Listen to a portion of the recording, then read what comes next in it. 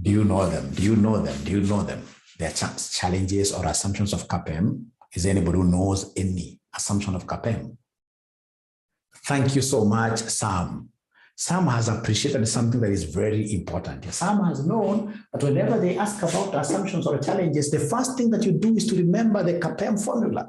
And we appreciate the fact that the CAPM returns of a security equals risk-free plus into brackets here we have ERM minus RF multiplied by what here beta of a security, right? So this is the formula. So this formula gives me so many disadvantages, right? So like now what Sam is telling us there is that CAPM assumes that the risk-free rate of return is known in advance and will remain constant. Right? So we have here that CAPM assumes, number one, CAPM assumes that the risk-free rate is known in advance, is known in advance, and will remain what here? And will remain constant. Is known in advance and will remain constant. We know, ladies and gentlemen, that this is not possible. Nowadays, if you look at Treasury here, the Treasury bill, which is a very good representation of the risk-free rate of return, you always get the government because they don't have people to give them money, right? People would rather invest in other areas, right? They always keep on advertising for money from banks and of course local investors here. At the end of the day, to entice them, they increase the rate. So that rate keeps on changing. That poses a very big challenge. So in practice, the risk-free rate of return keeps on changing, which then makes the model inapplicable,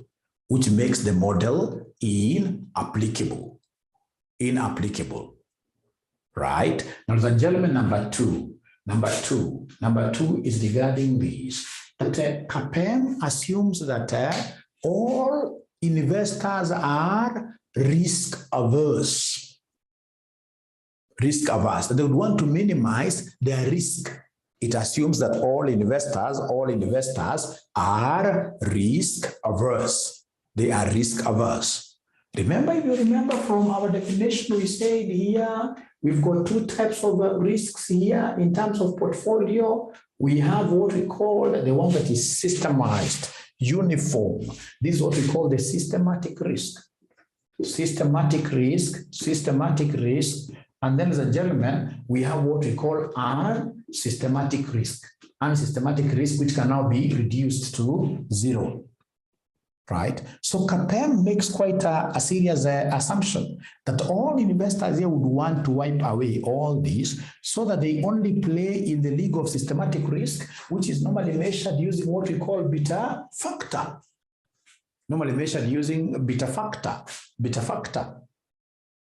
Right? So please listen and listen to me very well. We are saying here that CAPM works with investors who are what here? Risk averse. It assumes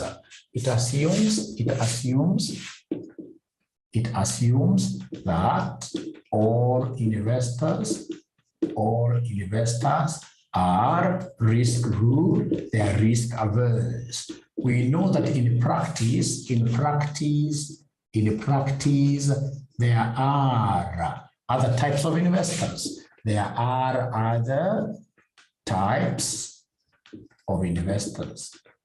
other types of investors, e.g. risk-neutral investors. We have in this case here risk-taker investors. So it means that should I get investors, ladies and gentlemen, who are risk-takers, then the model is irrelevant. The model is irrelevant. So it can only be used in situations where all investors are what here? All investors are risk averse. Number three, ladies and gentlemen, portfolio management assumes that a market portfolio exists. It assumes that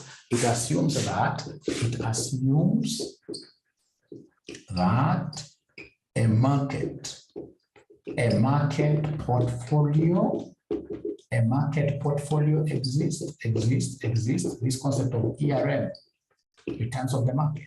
A market portfolio exists. Full stop. Its returns are known in advance. Its returns are known in advance, and they will remain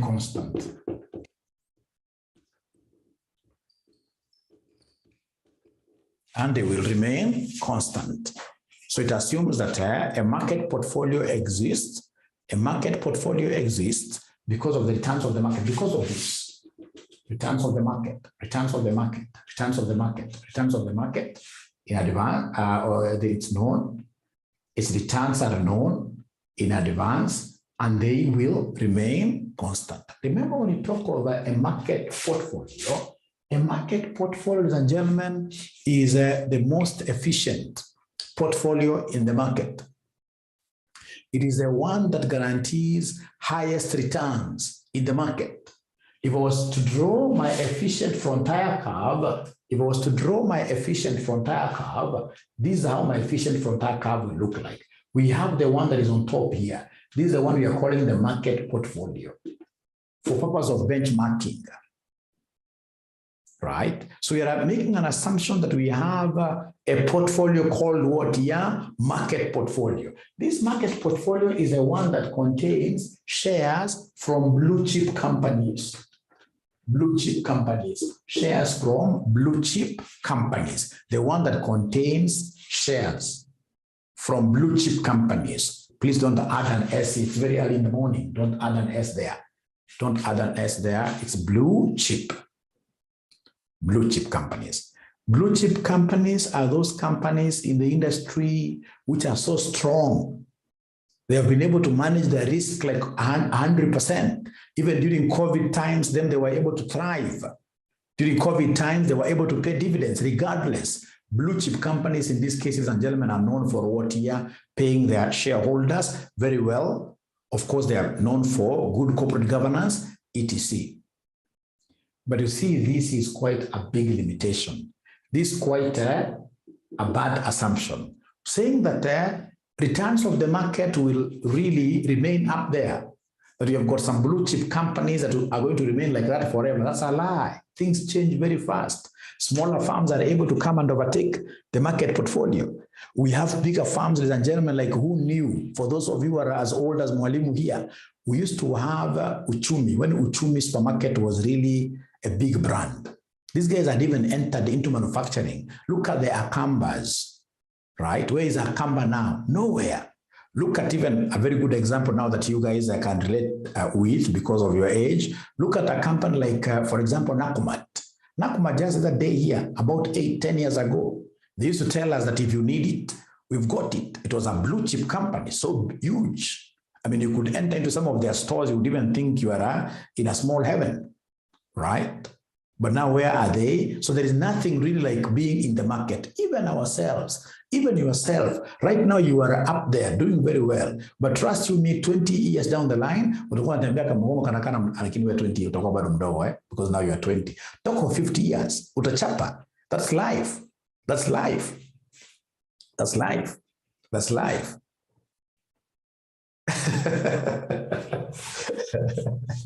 So this is an assumption. This is an assumption.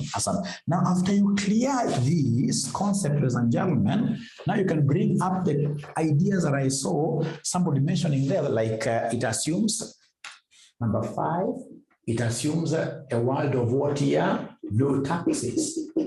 No taxes. No transaction cost.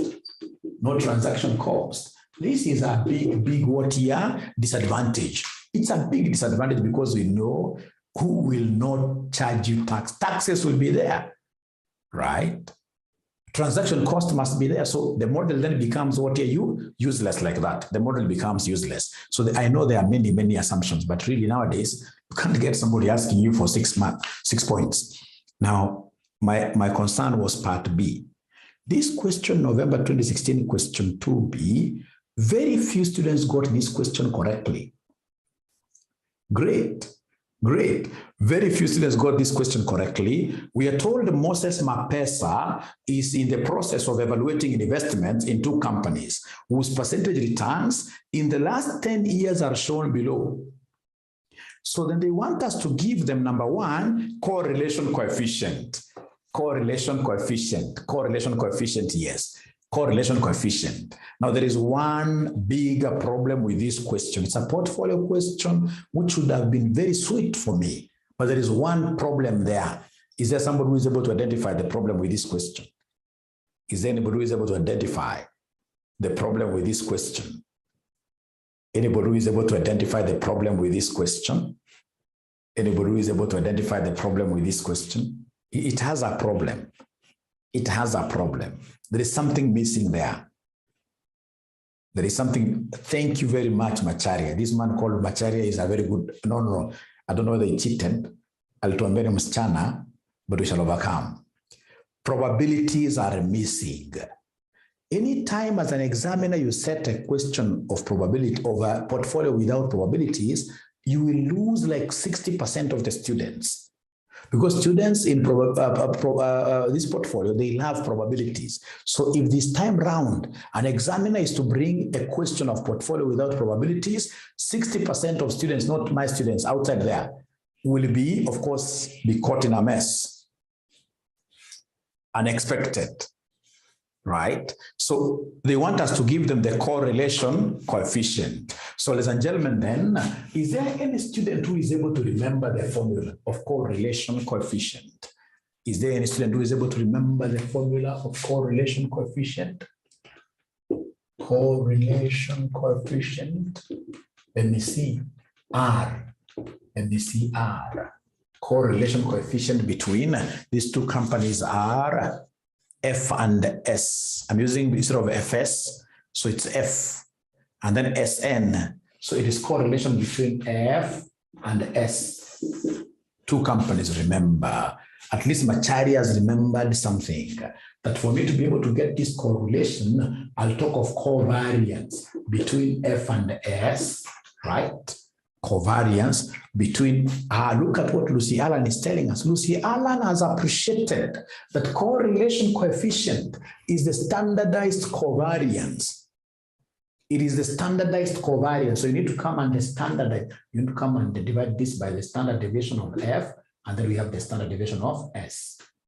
Standard deviation of F, and then we have the standard deviation of what here? S. So ladies and gentlemen, then could you kindly highlight, after you've written this correlation coefficient, please now highlight these with Wajakoya's highlighter. We said now we don't mention the colors, but Wajakoya is not a bad man. He has some idea which is what here? Revolutionary.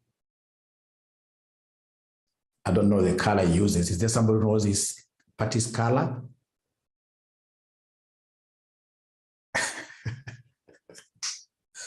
But you must highlight this. This is so important to me. This is so important to me. This is so important to me.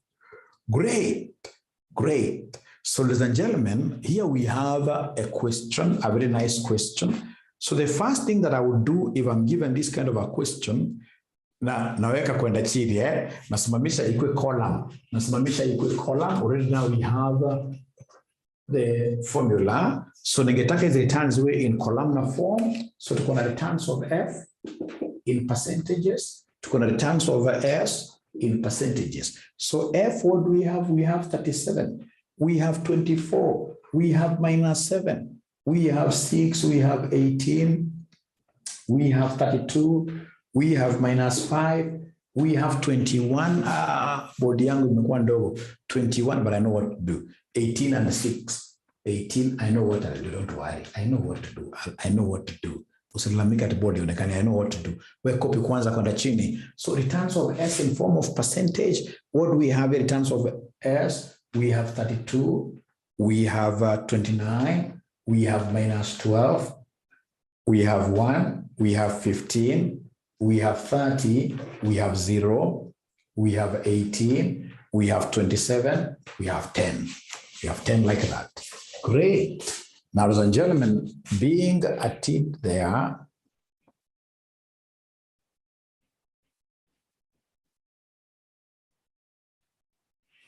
Great. So the first thing that I will do, ladies and gentlemen, of course, is to really get the total returns. Come and give us the total returns. Please give us the total returns. Please give us the total returns.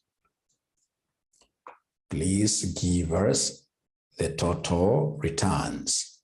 Please give us the total returns. Please give us the total returns. Give us that's quite a low-hanging fruit, really. Getting average, getting an average. So please give us the total, the summations of returns. So I'm being told that this one here is 150, This is 150. How about this? Summation of returns. The second one, summation of returns. The second one, summation of returns. What do we have there? Same, 150. I'm adding directly because I don't have probabilities. And I'm seeing that these returns are fluctuating. And because they're fluctuating like this, I would want to average them. I would want to make them even. So then how do I get expected return of F? Expected return of F, I'll talk of summation of returns of F. We divide this by N. We divide this by N. That's how we get X bar. You take summation of X values, divide by N. So in this case here, this one here will be 150 divided by N. And how many are they? 1, 2, 3, 4, 5, 6, 7, 8, 9, 10. They're 10. So you divide by N like that. So 150 divided by 10, which gives me 15. That is expected. This is expected. Expected. The same case here with the expected returns over S. It will be summation over returns over S over N, which will be 150 over 10, which still gives me what here? 15, which gives me 15. It's not lost on me what is to be done, really. I know that the very first thing that I will do after having gotten the expected returns, having gotten the averages, the next thing will be for me to write down the formula of covariance. Covariance, which I'm so sure most of us have forgotten. Covariance. The formula of covariance. Covariance. So the formula of covariance. Great. I can see now this time round, it is our turn to pass. This is our turn to pass. Great. If for sure you are able to remember that without making reference, then you guys are reading. You are reading against all odds, against these odds of being very busy family man, a busy job, at times bad colleagues at the workplace, right? We are going against all those odds here to read, which is very good, What these students have been able to remember is this concept of core. Core means shared, means two, to be specific here, two wives. So covariance between F and S. They have told me to take the deviation of F times the deviation of what here? Deviation of S. I would have easily said times probability. I would have easily said that. But now there are no probabilities. So when there are no probabilities, what should I do? You should come and sum all this, and then you divide with N minus what? Do you divide with the N alone, or you divide with the N minus 1? You divide with the N minus 1. You divide with N minus 1 because this is a small sample. This is a small sample. So you divide with N minus 1. Macharia, there you got it wrong. Why do we divide by N minus 1? It's because when we were estimating the mean, there is an estimated factor up there. So we have lost what we call a degree of freedom. We lose a degree of freedom, but we don't want to go into those details. For us, when you're not given probabilities, always know that for covariance, ladies and gentlemen, then we must come and divide it with what here, N minus 1. You come like that. You cram like that. So deviation of f. So when you talk of deviation of f, what do we have there? So deviation of f, we are looking at, ladies and gentlemen, returns of f minus expected returns of f. Into deviation of s, we talk of returns of s minus expected returns of s. Deviation of returns from the mean, right? And then we shall come and sum this.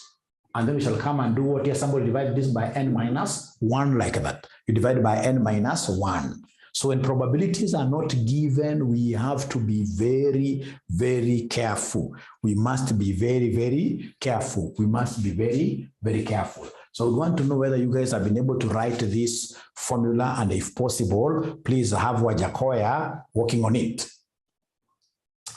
Very important in this case, your formula. Right? Yes, so they've written it. And then the very first thing that I'll do is to take care of the numerator. Please take care of the numerator. Please let us go slowly here. Here, I would want to speak through your hearts. Very important for me. Very important for me, this thing here. So I would want you to come and create a column here, a column here, where we capture the RF minus ERF. Then we have a RS minus ERS, like that. So there is no worry here. So RF, I'll talk of 37, 24, we have minus 7, 6, 18, we have 32, minus 5, 21, 18, and 6. And then I say minus. Expected returns of F, you gave me a figure. It was 15. So I'll talk of 15 throughout. 15, you know, expected doesn't keep on dancing. Expected is always the same. So 15 like that.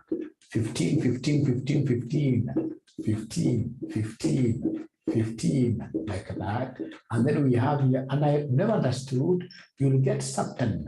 Saturn will come and visit some people. I don't know why. You will get some people putting a plus in between you. And these are bright students who have an idea, and then they come and put pluses in between. That must be Saturn himself, and we normally rebuke him. We don't want him. So in this case here, returns of S, we have 32, 29, minus 12, 1, 15, 30, 0, 18, 27, 10. Minus.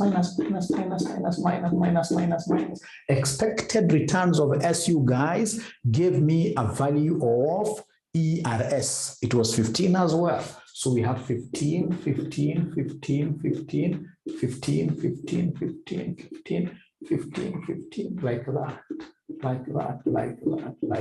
like that. How I wish I had the probabilities, but they are not there. So I'll come and say equals. So body mass is not everyone's cup of tea. But please take up your calculator. You say open brackets, 37 minus 15 close times open 32 minus 15, you close. Give me first answer. Give me the first answer. Give me the first answer. Give me the first answer. Give me the first answer.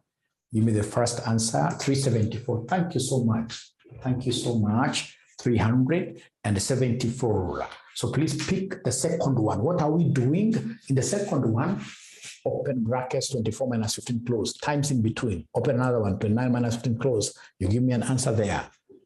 Give me an answer here, 126, 126. Thank you very much. 126. We are doing so well.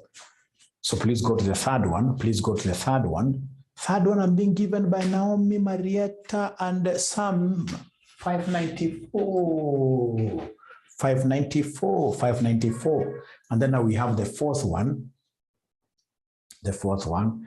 Please always concentrate, always try to be in that group which gives out answers. Even if you're not understanding, just be in the group that gives out answers. So we have Sabrina gives me 126. The next one after 126. The next one after 126 is 0. Thank you so much. 0. Thank you so much.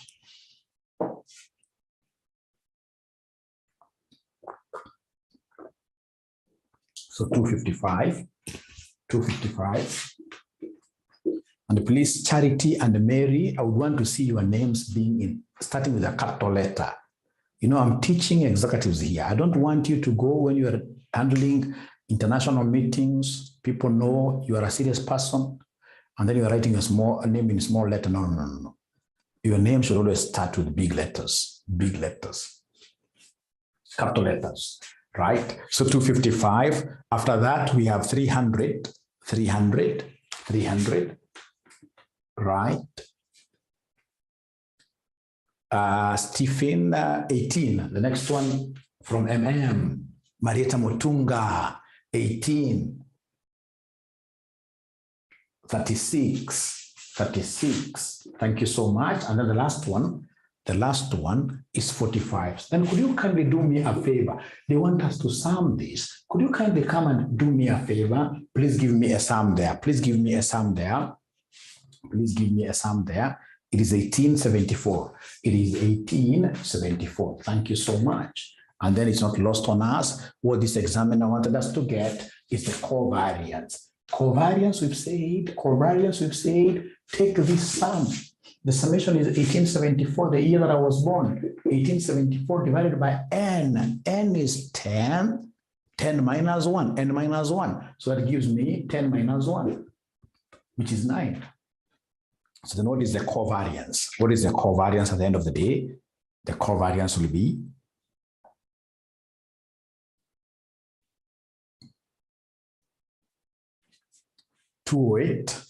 quite a beautiful figure, 208.2222. So then I'll double underline to draw the attention of the examiner to whatever that I'm doing. I'll come and double underline. Thank you so much. Now, ladies and gentlemen, after that, I know that the next thing will be for us to get correlation coefficient R.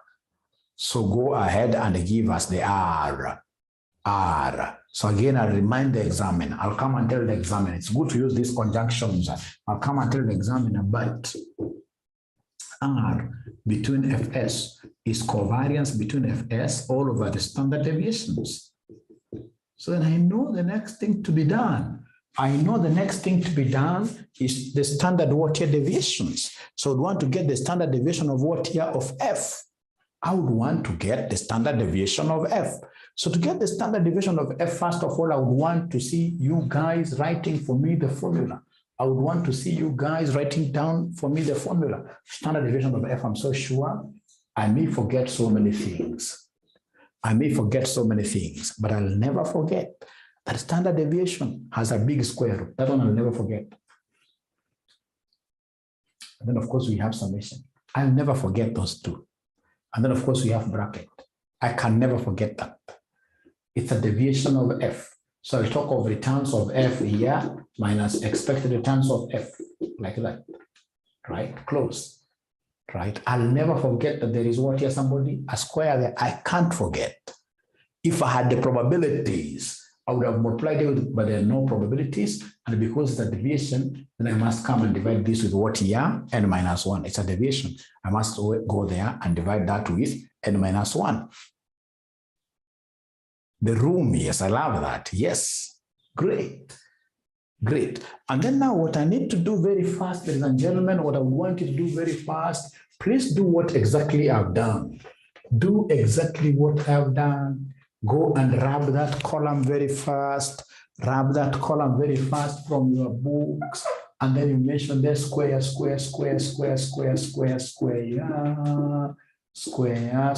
like that. And then you give me answers. You have to be very fast. No, don't do what I've done. You have to create a column for your case. For your case, you must create a new column.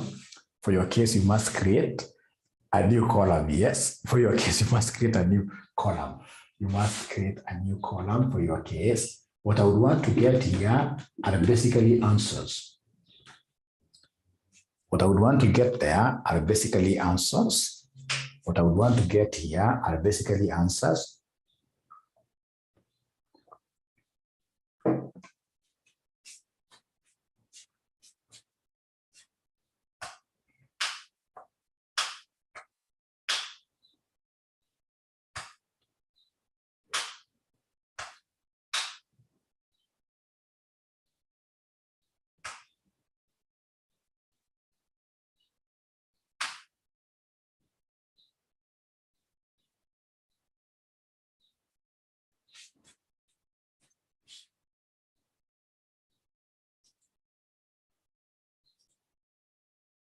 They are telling me that the first figure here is 484. Is it true?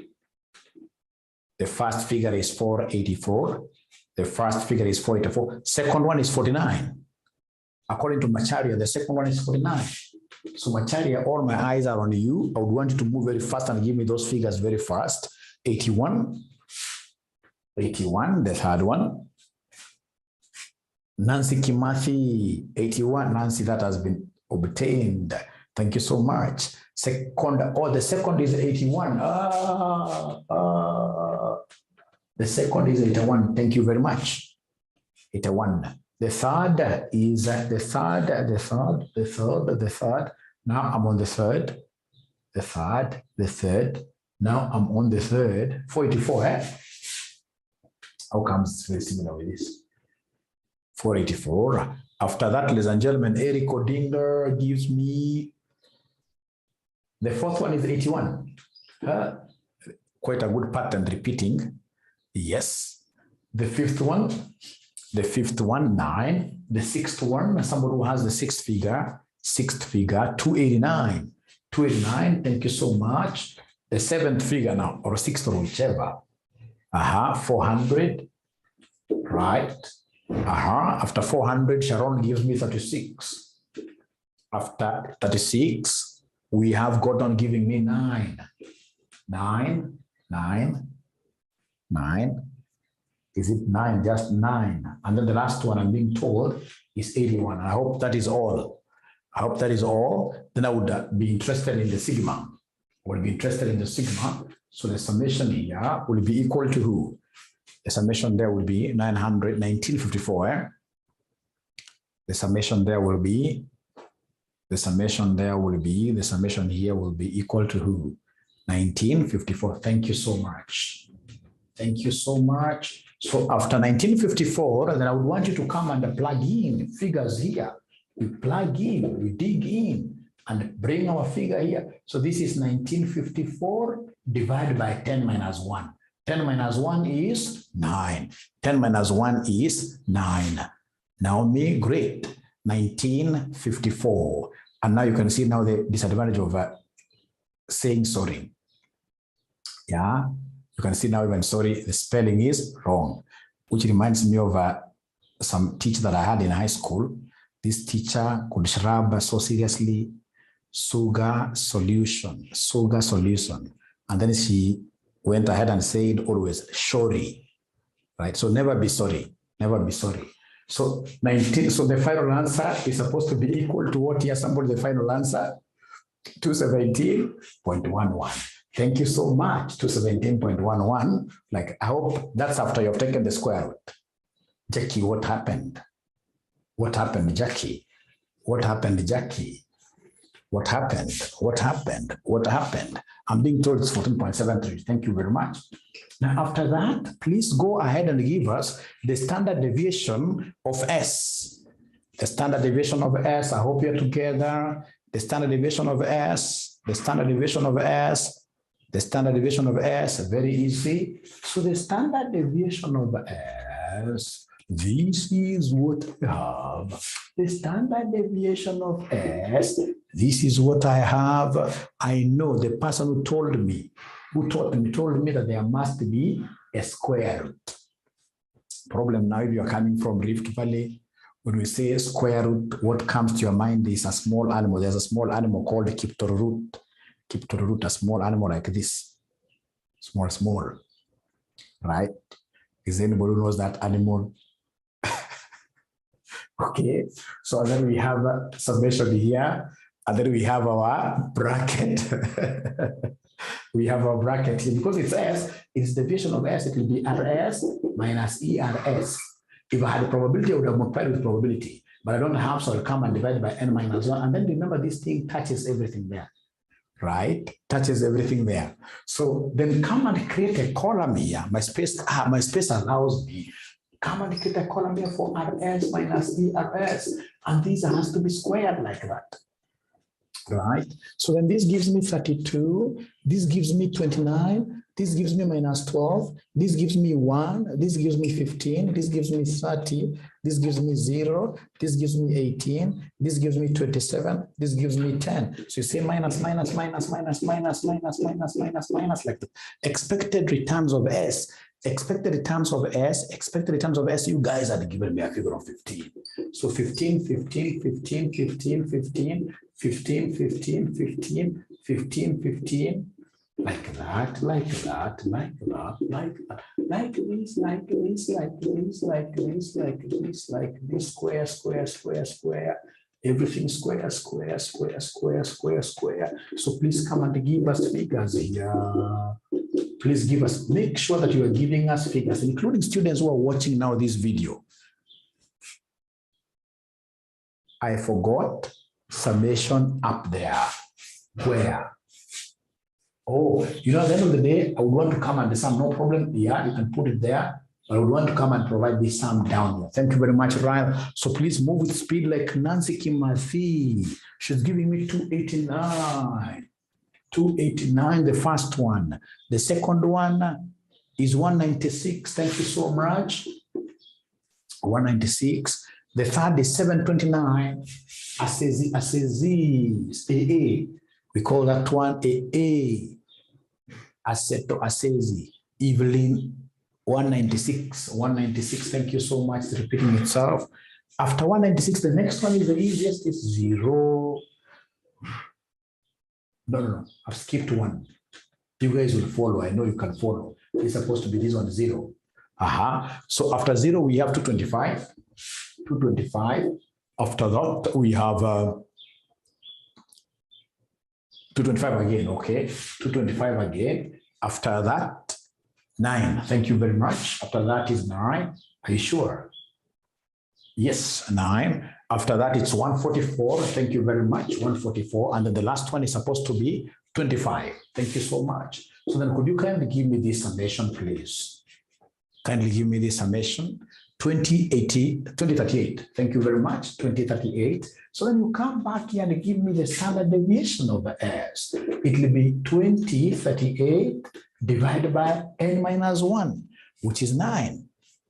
2038 divided by 9. And then whatever you get square root, isn't it? Whatever you get square root, it's 15.05. It doesn't stop there. I must always keep on, in this case here, making reference. I must always keep on making reference to my formula, to my question. The question was about correlation coefficient. The question was about correlation coefficient. The question was about correlation coefficient. Unfortunately, I know the formula of correlation coefficient. I'm repeating this again. I hope you guys have been able to take this thing up to here so I can grab this. So I'm repeating this again, ladies and gentlemen, that my correlation coefficient between F and the S, it will be covariance between F and the S all over the respective standard deviations. So could you kindly give us the covariance between F and S?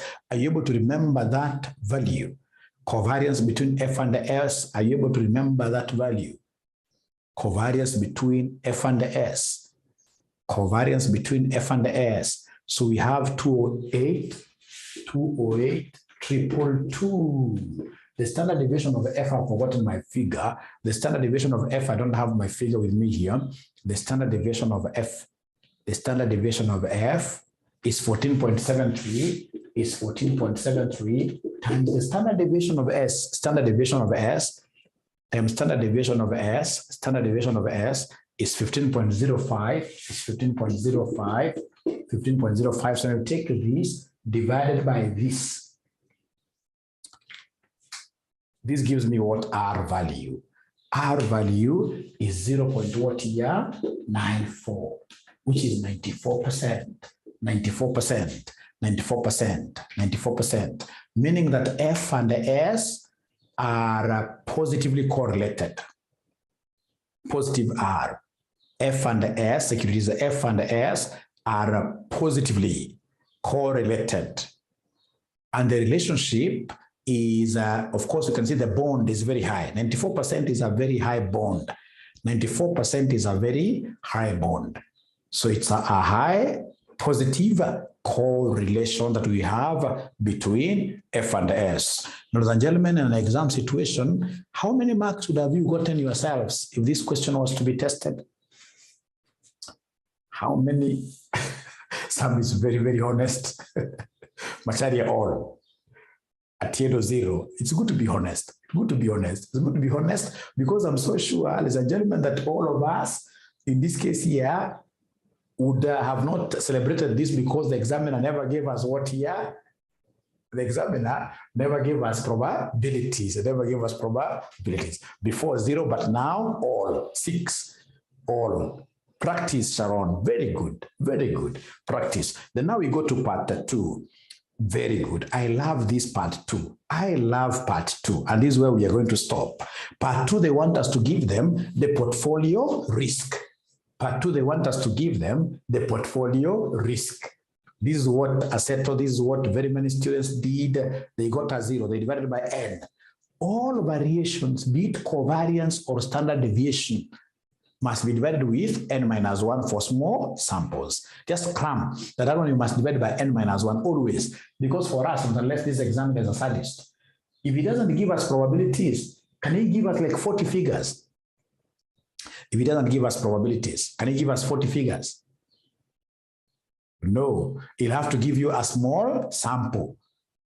Remember the mean. Please, again, here there are students who confuse. You get students telling you that the mean expected returns divided by n minus 1. No, the mean only. The mean only, you divide it with n. For getting the mean, you take summation of returns of f, you divide it with n. Mean only, that expected. But all the other subsequent formulas, because they're using that expected value that you got up there, you must lose 1 degree of freedom. You must lose 1 degree of freedom. So the mean always divide with n, but all the subsequent formulas, you divide with what here? N minus 1, n minus 1, n minus 1. I hope that is clear.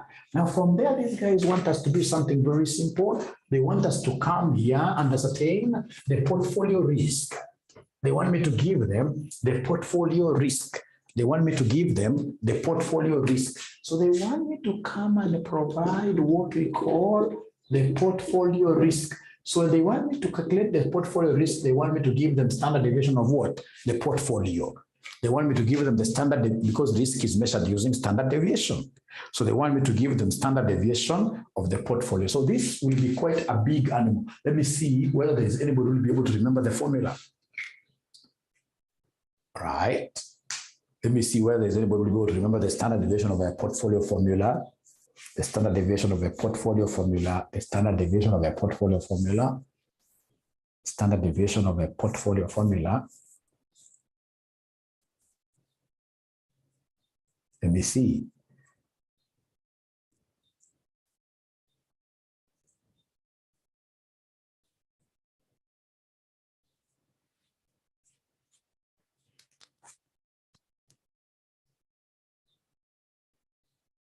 Yes. Everything, but standard deviation of the portfolio has got a big square root. And then now here we'll talk of weight F, standard deviation F, plus weight S, standard deviation S, plus twice covariance between F and S, and then we have the weight of F, then we have the weight of S, and then these ones must always be done what here? Must always be squared. Those ones must always be squared like that. And please don't forget this 2 here. This is one of those formulas that are great, great. So my students in this semester, ladies and gentlemen, were able to remember the formula. But again, there is something that messed them up here. The examiner came and said what here? The examiner came and said what here? Portfolio risk, assuming equal weighting. So this thing of equal weighting, it has been tested severally.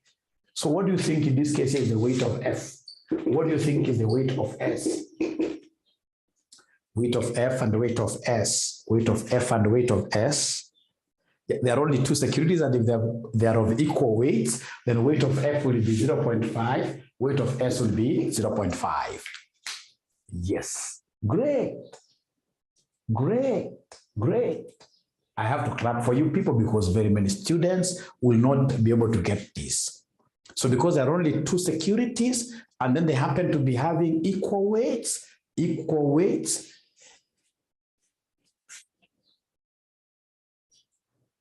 happen to be having equal weights, then automatically it is 0.5, 0.5. So please come and, in this case here, plug in these 0.5s here, plug them in here. So we have here square root of, so we have here 0.5 squared. I rubbed my standard deviations. Is there somebody who can remind us the standard deviation of f that we got up there? The standard deviation of f that we got up there. This is 14 point what here? 14.73 square plus 0.5 square times standard deviation of s. Standard deviation of s, we got 15 point something. 15.05 square plus twice covariance was something 222. Covariance was something 222. Covariance between the two is 208.222 like this, 208.222 like this, 208.222 like this, right? To be consistent, I've been using 222 times 0.5 times 0.5. So in this particular case, very few students will be able to get this thing from their calculators.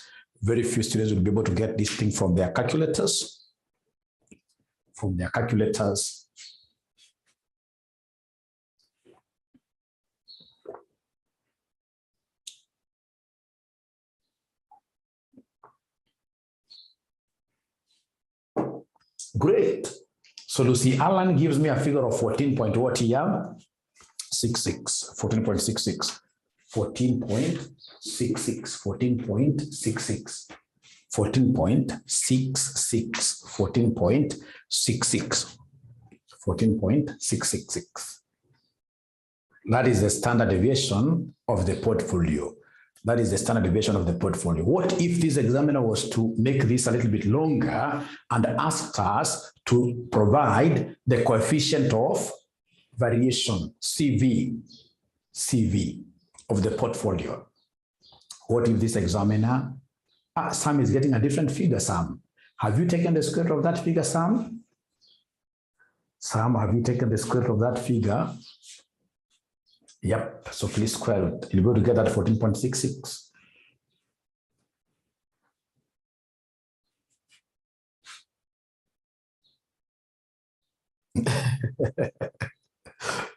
We shall overcome, right? 8 marks. Yeah.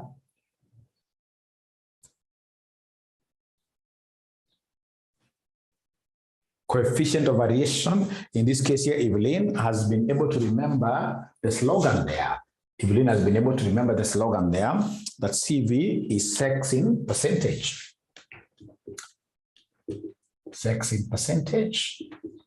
So, of course, this is boy, girl, right? This is boy, girl, right? So then it should be standard deviation over x bar. Standard deviation over x bar times 100.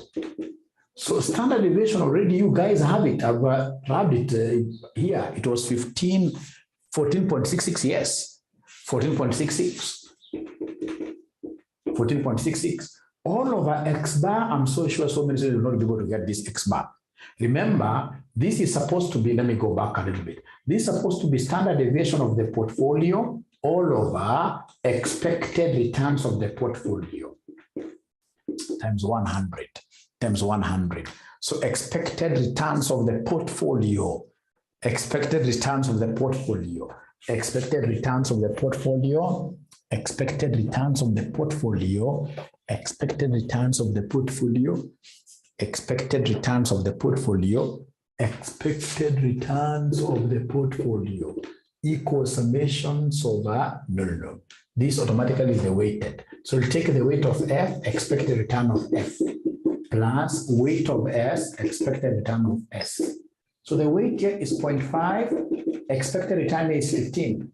Weight here is 0.5, expected return of this we got at 15. So this gives me 15. 15, right? Of course, because of 0.5 and the figures are the same. 15. So then these at the end of the day will give me the standard deviation. You gave me a figure of 14.66. All over this, which is 15 times 100, which will end up giving us a what figure? Which will end up giving us a what figure? Which will end up giving us what figure? Which will end up giving us a what figure? Which will end up giving us what figure? Which will end up giving us what figure? 97.7%. 97.7%, like that. 97.7%, which is a very high risk. This is a very high risk portfolio. Very high risk portfolio. It's only a portfolio that can only recommend to risk taking investors, not risk averse, not risk averse, not risk averse investors, not risk averse investors, not risk averse investors. Now there is a video that I did yesterday, how to pass CAPM papers, right? I'll be doing another one today of how to pass advanced AFM, and I'll post it on YouTube. And please, whenever you get my YouTube videos, ensure that you subscribe. When you watch them, you like them. Ensure you make comments there. This Mwalimu now needs to go international. This market of East Africa is very small. You want to start earning in form of what here? Dollars. And you must promote me. You have that responsibility, right? So see you later. In the evening, we have advanced financial management. In the evening, we have advanced financial management.